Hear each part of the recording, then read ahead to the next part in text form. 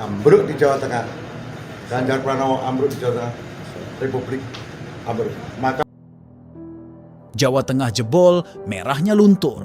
Benteng terakhir Ganjar dan PDIP akhirnya ditaklukkan Prabowo Gibran.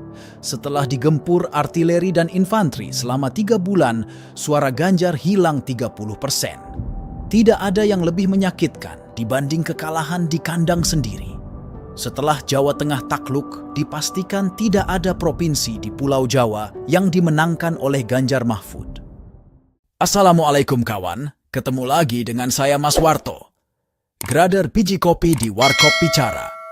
Pada bulan Januari lalu, kami sudah memprediksi bahwa Ganjar Mahfud akan kalah di Jawa Tengah. Meskipun Ganjar adalah gubernur 2 periode di Jawa Tengah, namun kubu Prabowo Gibran punya strategi perang lebih baik dan daya tarik lebih kuat. Berikut kami putarkan kembali video penyebab kekalahan Ganjar Mahfud di Jawa Tengah. Bersiap kawan, Warkop Bicara is brewing. Jawa Tengah termasuk Yogyakarta sebagai kandang banteng sudah dimulai sejak pemilu pasca reformasi. Pada setiap pemilu, PDIP menguasai mutlak Jawa Tengah, bahkan ada beberapa kota dan kabupaten yang suaranya sangat tinggi. Perolehan suara terkecil PDIP di Jawa Tengah pada tahun 2009 yaitu 3,3 juta suara. Namun ketika mengusung Jokowi sebagai capres, suara PDIP bisa bertambah 1 juta. Bahkan di 2019 mencapai 5,7 juta. Dan suara ini hampir sebesar gabungan suara partai kedua dan ketiga digabungkan, yaitu PKB dan Golkar. Pasca reformasi, penggolongan kelompok santri dan abangan ini bisa dilihat di suara partai. PDIP sebagai fusi dari PNI, Partai Nasionalis, dan Partai Non-Islam didukung kelompok abangan. Kekuatan ini tersebar hampir di semua wilayah di Jawa Tengah. Sedangkan kaum santri diwakili PKB dan PKS dengan wilayah yang kuat sekitar Pantura dan kota dengan basis pondok pesantren besar. Pengelompokan ini masih terasa sampai sekarang. Salah satu contohnya tokoh seperti Jokowi ini tidak disukai PKS yang dianggap manifestasi masyumi karena Jokowi ini dianggap dari kelompok abangan yang sejarahnya memang berseberangan dengan kaum santri.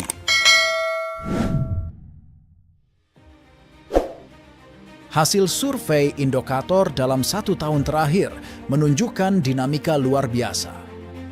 Awal 2023 elektabilitas Ganjar sangat kuat di 75%, Prabowo 13%, dan Anies 7%.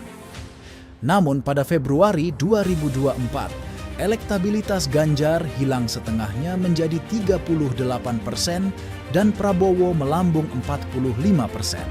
Sungguh mengejutkan karena semenjak reformasi, Jawa Tengah selalu memenangkan capres PDIP. Mengapa suara Ganjar nyungsep di Jawa Tengah? Berikut beberapa alasannya. Tapi sebelum kami lanjutkan, tolong Anda subscribe dan tulis pendapat Anda di kolom komentar.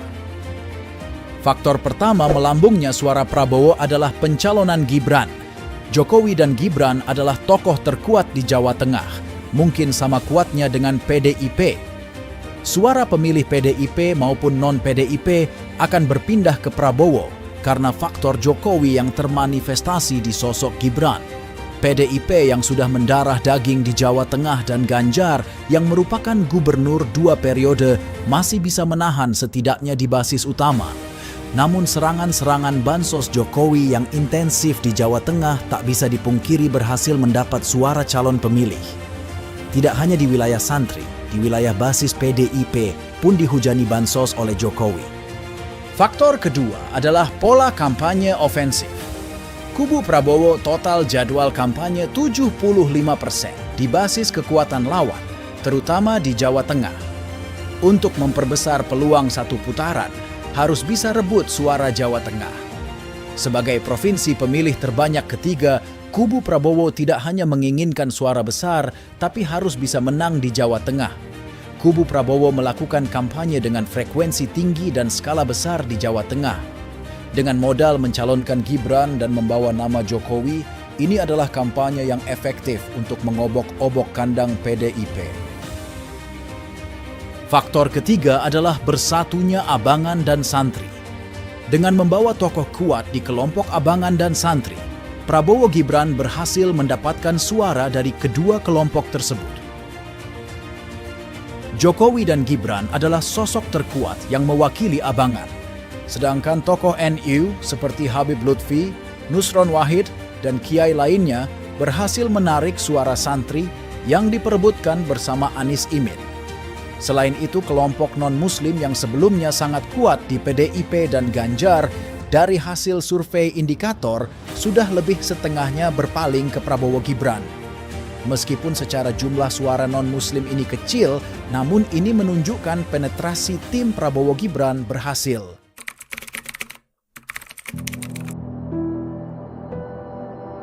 Meskipun kalah di Pilpres, namun PDIP berhasil mempertahankan dominasi suaranya di Jawa Tengah. Besaran suara PDIP adalah 5,8 juta, sama besarnya dibandingkan tahun 2019. Lalu mengapa Ganjar tidak bisa menang, walaupun didukung oleh PDIP yang merupakan partai terbesar? Apakah terjadi split voting, di mana pemilih memiliki pilihan berbeda antara pilihan partai dengan pilihan calon presiden? Menurut kami, fenomena di Jawa Tengah bukanlah split voting. Rakyat Jawa Tengah tetap marhenis. Jiwa marhenis mereka tunjukkan dengan tetap memilih partai PDIP dan di Pilpres memilih Jokowi sebagai orang Jawa Tengah perwujudan marhenis yang paling sukses. Dan Gibran adalah representasi dari Jokowi di Pilpres ini. Sayangnya, kondisi kebatinan ini tidak dipahami oleh PDIP. Mereka tidak bisa memahami seberapa besar arti Jokowi bagi rakyat Jawa Tengah.